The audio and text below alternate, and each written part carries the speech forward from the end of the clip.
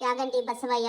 అందరికీ బసవయ్య సైజు పెరుగుతున్నాడని మాత్రమే తెలుసు, కానీ యాగంటి ఆలయం వెనుక చాలా రహస్యాలు ఉన్నాయి. ఇంతకీ ఊరికి యాగంటి అని పేరు ఎలా వచ్చింది? చిట్టెప్పని శివభక్తుడు కోసం శివుడు పులి రూపంలో కనపడతాడు. అది కనిపెట్టిన చిట్టెప్పని నేగంటి శివన్న, నేగంటి శివన్న అని ఆనందంలో అరుస్తారు. అలా నేగంటి కాస్త యాగంటిగా మారిపోయింది. అగస్య మహాముని తపస్సు చేస్తున్నప్పుడు ఇక్కడ కాకులు అరిచి తన తపస్సును భగ్నం చేశాయి. అప్పుడు అగస్య ముని క్షేత్రంలో కాకులు అరుపులు వినపడకూడదని శపించాడు. అందుకే ఇక్కడ కాకులు అరుపులు వినపడవు. ఇప్పటికీ ఇక్కడ ఉన్న అగస్య గుహ నుండి మంత్రాలు చదువుతున్న శబ్దం వినిపిస్తుంది.